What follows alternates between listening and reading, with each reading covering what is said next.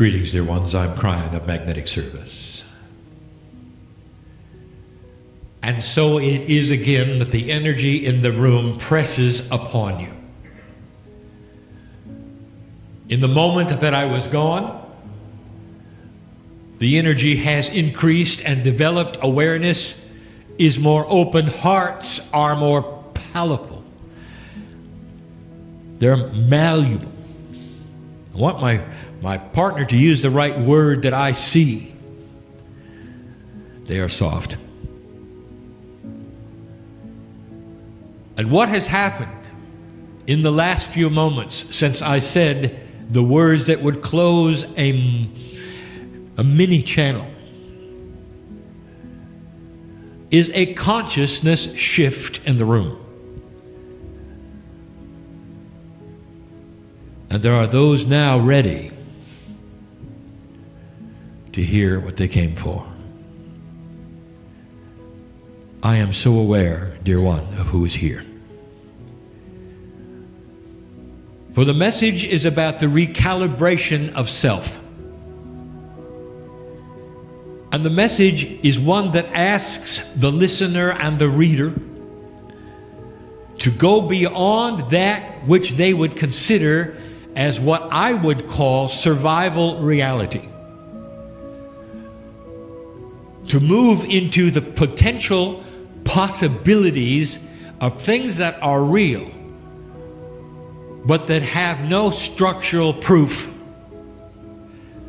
And what I mean by structural proof is that they are not three-dimensional attributes that you understand. And I'm asking this because that is what is required for a recalibration of that which is personal, the very self-core, which is you. And in review, I will say that the channel tonight then complements the one from last night. And it will be succinct within itself and complete.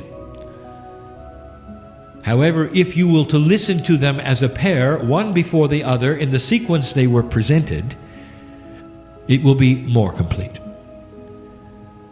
And so with this said, I will give a review of last night that will be then quick. Energy on the planet is what is shifting. But you cannot even define energy. We said before, if we ask you what energy was, most would see it in a wire. You do not think of energy as being that which emulates from or to the human being on a regular basis. It's usually something static you walk into or leave. The idea that the human is transmitting and receiving certain kinds of multidimensional energies all the time is not something that you were taught when you were a child. To come into that realization is to think that things are odd, spooky, weird, because you cannot assign any kind of attribute which is consistent and constant to any of it. Therefore, it is outside of the purview of what you would call that which makes sense and is formulated and empirical. And how are you going to get used to something that you don't understand? And that is what we're asking you to do. In addition, you have those things which restrict your belief or which are connected to human bias. And the one we have talked about last night and the night here is that balance on the planet inside you and your perception of dark and light. And we ask you to please understand that darkness has no intelligence. But you assign intelligence to all of these kinds of things because they are not empirical. And when you feel resistance, you assign an entity to it, not understanding that it might simply be the way things work. Again, we defined light and dark. Again, we wanted you to understand that you are a light worker and that light has an active attribute and darkness does not, as defined. Darkness is the absence of light. But the balances is something you could understand. If we told you there was going to be a new balance of dark and light, you'd say, I understand. If I told you that light was going to change and darkness was going to change, you'd say, what does that mean? But it is. Human being, why are you so interested in creating attributes that are personal when it comes to physics? If you put your hand in an invisible place and you felt something push back, chills would run down your spine and you'd say, who is that? Let me ask you something. When you jump up in the air and it pushes you down, do you get chills down your back and say, who is that? And you don't, and that's because you grew up with gravity. It's the biggest pusher of all. You didn't assign an entity to it, did you? When you have magnetics at their best in a static situation in a laboratory and you're working with the power of the positive and the negatives in repelling and pushing, you're looking at something that pushes and pulls.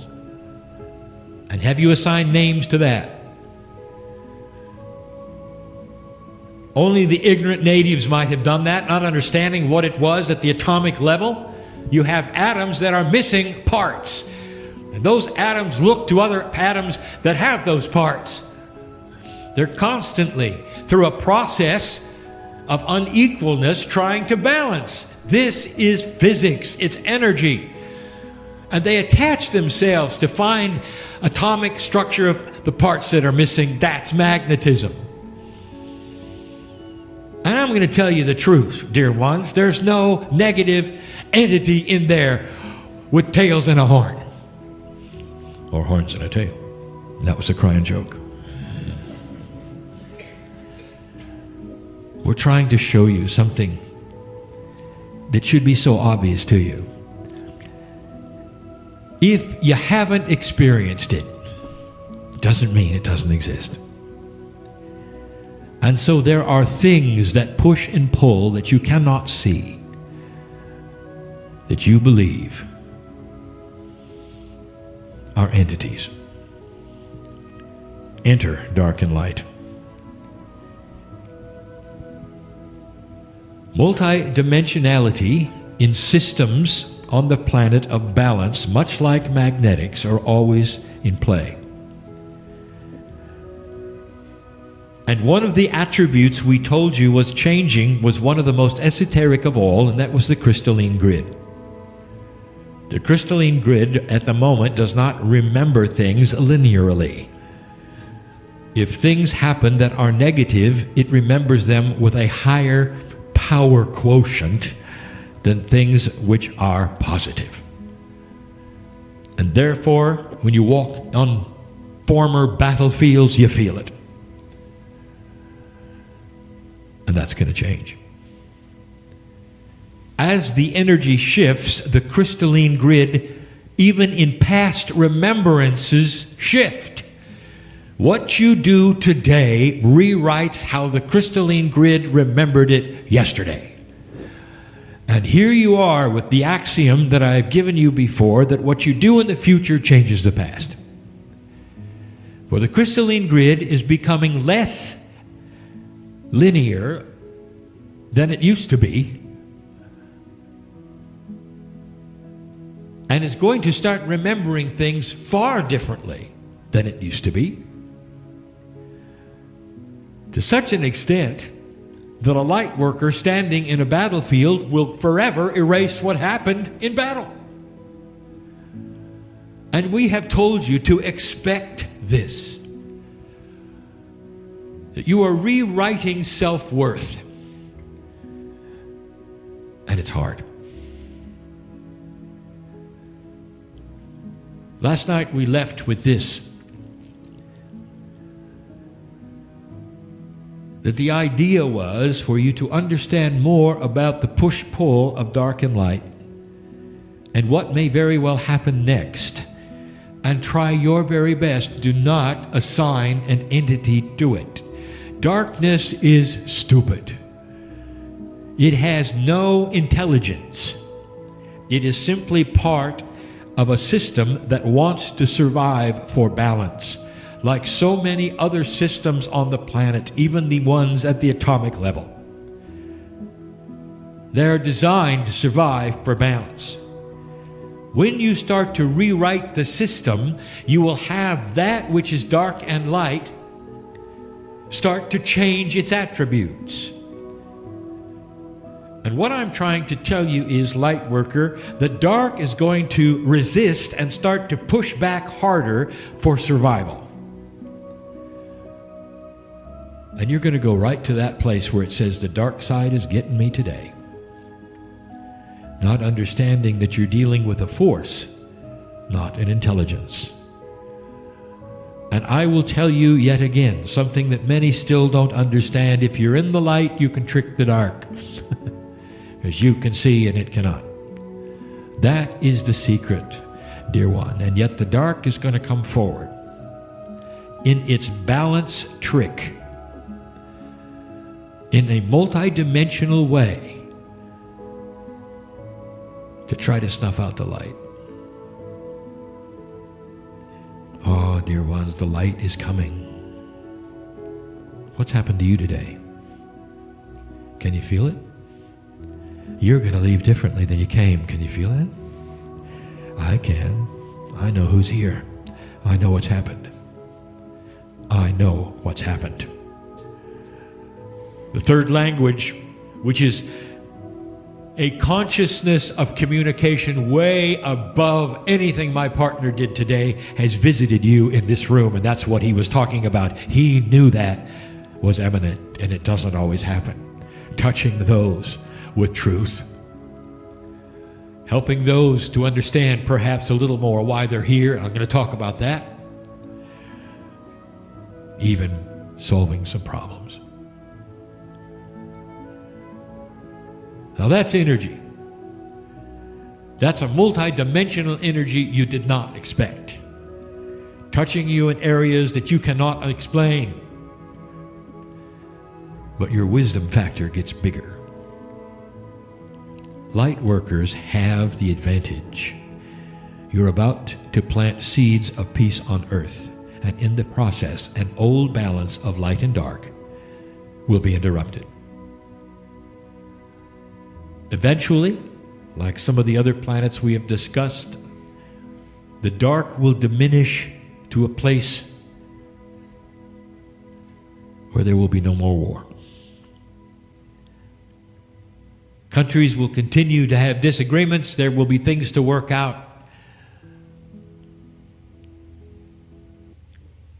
But there will be no more war. We have told you that you will look back on the time before 2012, eventually. I have no clock. I cannot tell you when that will be, but I can promise you this, that humans will look backwards to today and say, you were barbaric.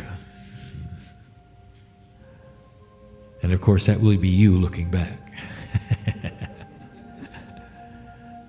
That's how different it can be. We talked about the Bridge of Swords. We talked about a battle coming. This is it. You're in it. The swords are metaphoric for celebration. You walk through a bridge of swords during marriages and celebrations in military and not. Spirit puts them and crosses them in battle before you, and you walk underneath them, light worker, on your way to the battlefield of a realignment of self. But it isn't going to be easy. So let us describe in this short time what we did not talk about yesterday. Let us itemize some of the things that the dark, in its darkness, will bring to you to look at. And if you know it's coming, you can conquer it. What do you think darkness would do that would quench your light? Now, although it is not intelligent, as we discussed last night, if a human takes it and wishes to work with it, the human adds a consciousness of evil on purpose. Therefore, it's darkness that is enhanced by other humans who wish to keep it alive. Darkness by itself is innate. Darkness with the help of a human being's consciousness is evil.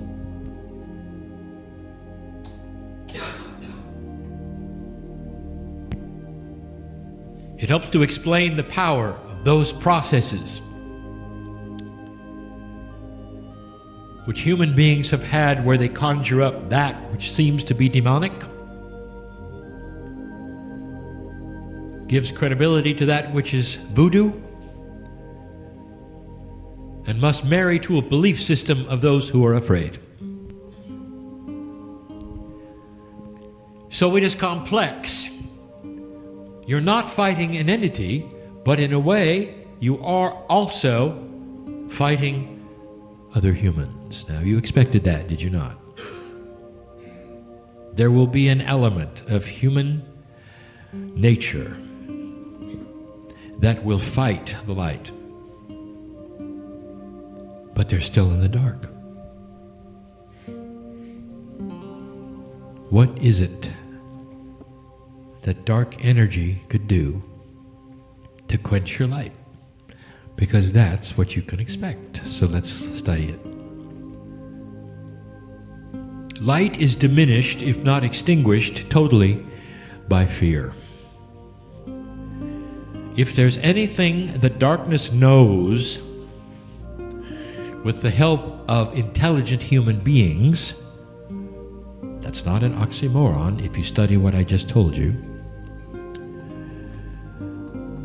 It knows that if you are afraid, it won. In physics, in nature, all through the planet, change is resisted. If change is inevitable, there are certain things within the system that will fight to the death to keep things the same. This is what you are facing, an old paradigm that wants to remain. In human terms, sometimes it will be greed, power, comfortability with the way things used to be, and all of that is going away. So the darkness is almost like a reservoir for those who wish to create a system that used to be, and they will not survive, and they will not win. But you are the light worker planting the seeds. Here's what to expect. If they can make you afraid, they'll win. Now, those who are listening, those who are reading, those in the room, you might say, I am not afraid, Kryon. I have the love of God in my heart. I am not afraid. I'm not even afraid to die. I know about the circle of life.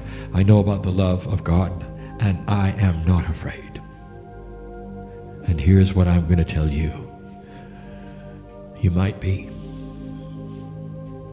Because the dark, with the aid of other human beings, knows your Achilles heel.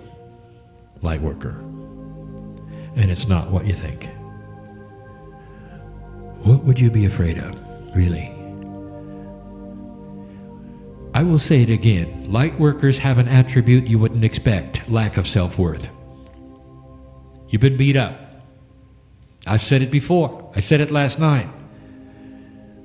Many of you have come in not even knowing what was going to happen this time, but the potential was there that you would hit this marker and move past it. And you have.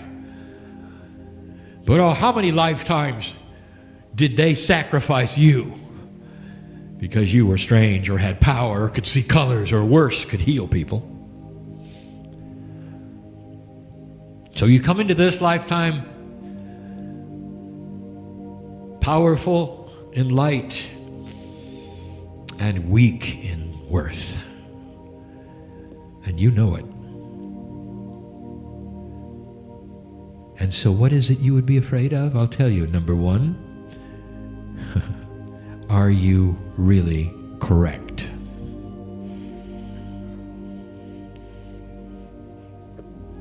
Is this really happening? Or are you a fool who have grasped on to the nothingness, the emptiness of the New Age and lived your life in frustration and foolishness? And you will say, I am not afraid of that because I know I am right. I feel it in my heart. I have the love of God. And I'm going to tell you there will be things that may make you ask the question. And if you even start to ask the question, that is a seed of doubt.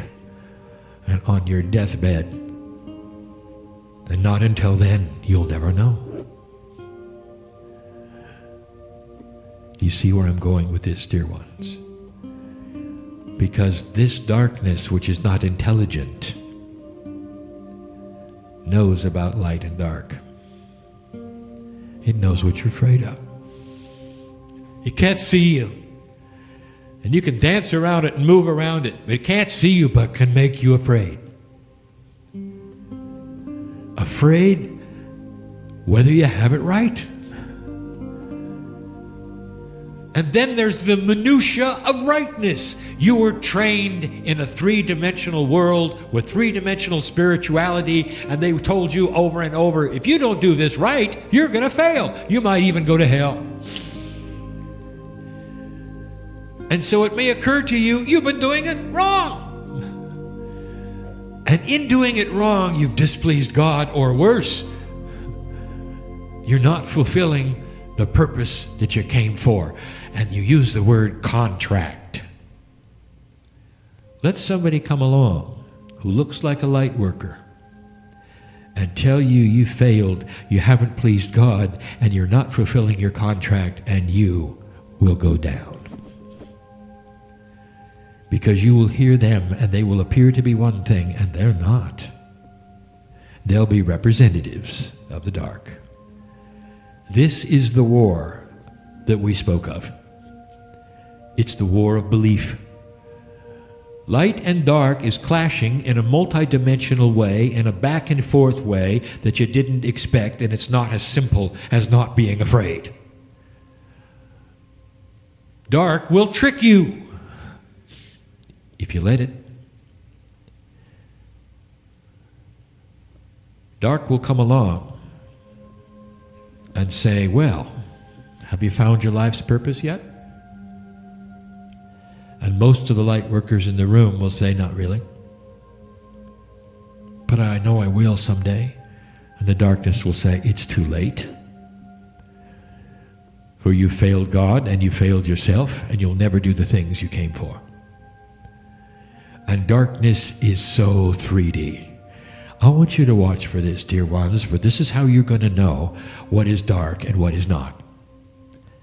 If darkness tells you you failed, that is not the light. If anyone on this planet stands in front of you and says you haven't found your contract and when are you going to get with it spiritually, that's not the light. And I will give you the truth. And the truth is something that I have given over and over. Light workers are here to stand and show their light, not to do things. You were born on the planet to walk from A to B, to have compassion for other human beings, and to show the family what love is, to show the workers around you what love is, to be gentle in your countenance and act like a master, not to write a book or build a healing center or do any of the other things that you've been told you might be doing. Did you hear me? being here is what you came for. And we celebrate this light. And as long as you walk on the earth and understand this, darkness cannot touch you. For you can't be afraid of things that are not right. You've made the rules. Don't let them tell you what the rules are. Afraid of having failed God, afraid you didn't fulfill your contract. Let me give you a concept if you haven't heard it before. If you want to have a contract, fine. If you've been told that you have a contract, fine, but it's in invisible ink.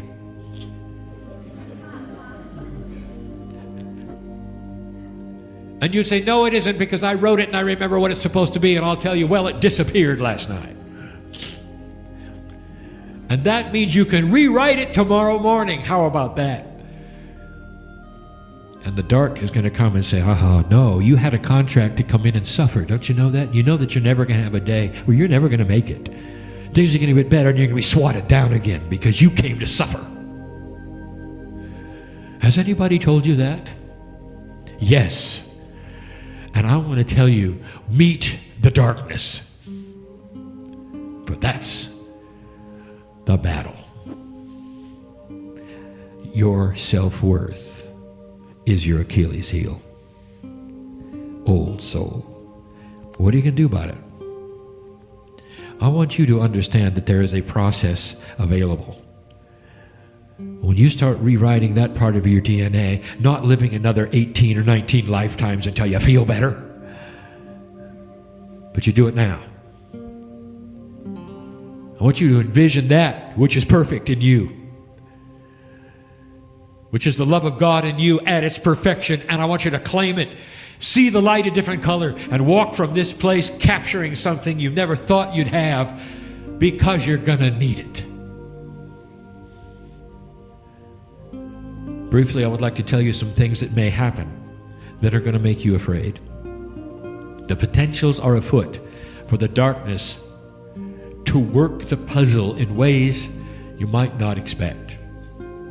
Just when you think you are working for a better peace on the planet, there may be a small war. And what are you going to do with that? Are you going to throw up your hands and say, I knew I was wrong? Darkness won? Or are you going to look at it and say, I see the deception. Humans are simply being humans. It's not going to last long. And it's going to be intolerable to those around it who didn't create it. Intolerable. I want to tell you, the young people of this earth do not want war. They do not want war anywhere. And if it occurs, it's going to be the elders who did it. And the young people are going to slap them down for it. But in the meantime, you're going to look at it and go, what's happening? I thought things were going to get better. What's one of the worst things that could take place that would make you doubt? And I will tell you what to look forward to and what to expect. It's something you didn't think could happen, a split in the new age. You might have to make a decision. Or not. I encourage you not to participate in a split of any kind. If you have a consciousness which has no boxes to get in, how can it split? If you have a consciousness where there is no membership or doctrine, how can it split? And yet there will be those who say, well, the processes are the processes and you're not doing the right thing. Therefore, we cast you away. You're no longer a light worker. Welcome to the human being who always takes divine things, puts their own spin on it, and gets into their own box and calls you wrong. And what are you going to do with that? In your own backyard, with people perhaps you love, what are you going to do with that? And I want to tell you what you should do with that. Here comes a should. It's the same should I gave you before once. It's the only should that Kryon is ever going to give any human being. And that is, you should capture that which is the love of God and don't let go. Don't let the intellect trick you into thinking you got to go one way or the other. If you hold the Master's energy, nothing can touch you. Let them go and be and do. Meanwhile, you're going to plant seeds on the planet. That's why you came. There'll be conspiracies. Not really. Not really. But they'll tell you there are, and they will be believable, and they will be ugly. Darkness loves this, for conspiracies love the dark. And they function so well, because nobody knows if they're real. And so, that's what darkness will plant. Conspiracy theories you haven't even heard yet.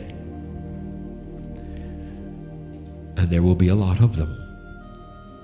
Recognize them when they show up. Know that they are not from the light. Know that they are not accurate.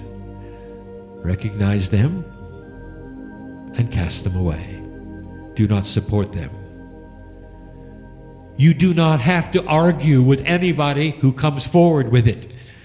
You can see the love of God in your life and see God in them, and that's all you have to see. And you move forward, planting the seeds of light on the earth.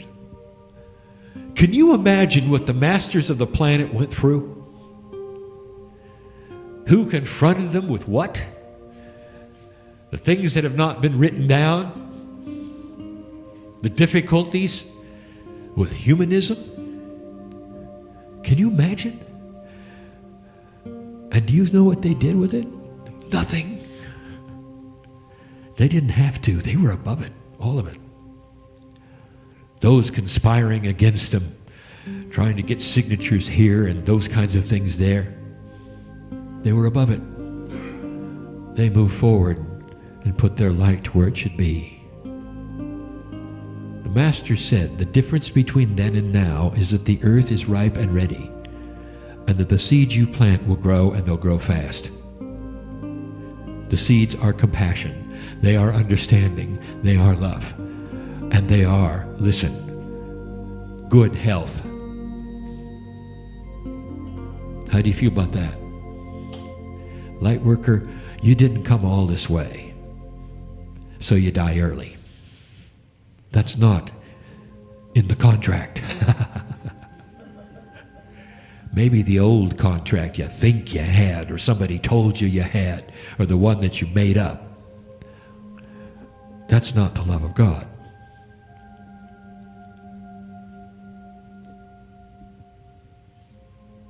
We want you to stick around. Make this life as long as you can make it in good health and productive. There are things before you which will actually youth you. There are processes before you all will be able to look at that become multidimensional, apart from that which is recognized, which literally will keep you alive. Because the cellular structure, that say, which is innate in your body is multidimensional and will cooperate with consciousness if it's pure.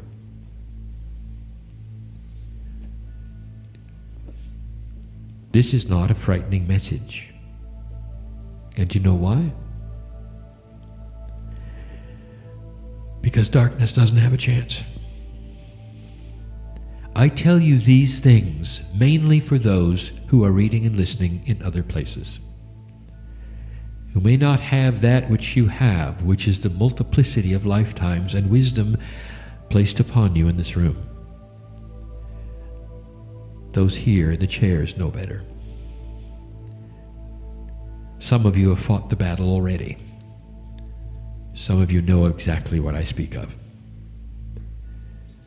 Look for these things which I have given you today as proof that what I bring you is true and real. The potentials are there. Darkness, it doesn't have a chance. The humans who will then use the darkness will realize after a while it doesn't work. Watch for this as well. There will be those who try to recreate race war. And what might have worked 40, 50 years ago is going to fall on its face because no one will join. They'll be shocked. No one wants to cooperate. They'll be surprised. These are the kind of things we talk about for you to watch for. Those who are interested in creating things from the past that worked for them, which were negative and ugly, won't work. I'll mention the T word, terrorism. There'll come a day, dear ones, when the few terrorists who are left will not be able to recruit anybody. Because there'll be an acknowledgement, even within their own circles, it doesn't work. And slowly, the humans who would then use the dark will pass. Then darkness is truly stupid and innate. And slowly, you'll see a planet that changes consciousness. And the seeds that you planted in the love and the compassion of God, without fear, will bloom and grow. And yes, you'll be here to see it. And that may be another Kryon joke. Do not fear death.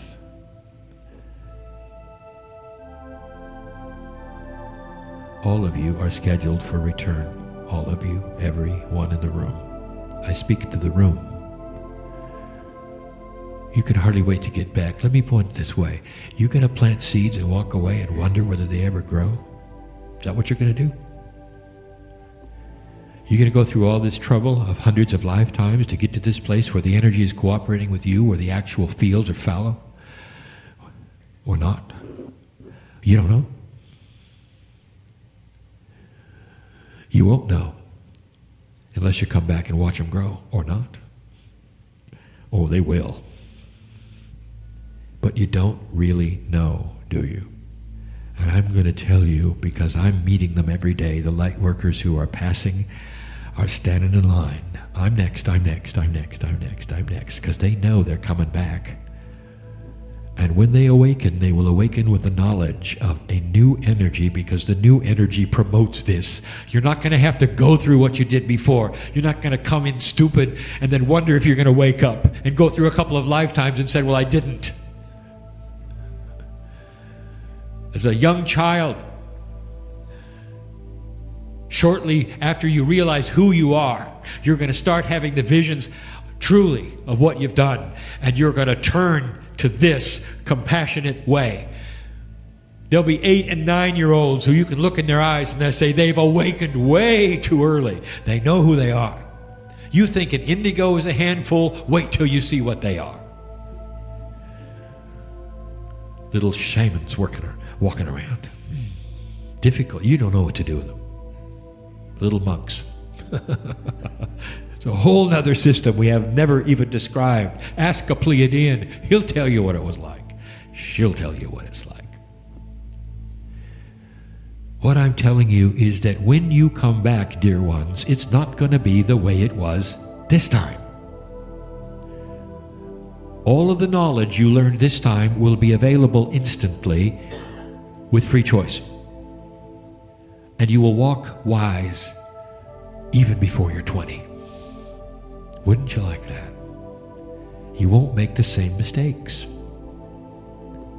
You're not going to have to learn through relationships that don't work what works, because you come in knowing what works. How about that? You'll come in with the ability of facing off with another human being and knowing whether they have integrity or not, so you won't make a mistake and have betrayal. How about that? And I'll tell you what you're going to be looking for. Everywhere you go, you're going to be looking for you. The seeds that you planted, you want to check them out. I'm not going to explain that just to say that you'll know that they're growing. And the earth will be a little lighter for it. And there will be more compassion for it. And there'll come a time when you'll look at it and go, I did this. And your self-worth will soar in a way that's appropriate, not the ego, but the God self. And you will say, it is well with my soul. And you'll know why you're here. So go and do it.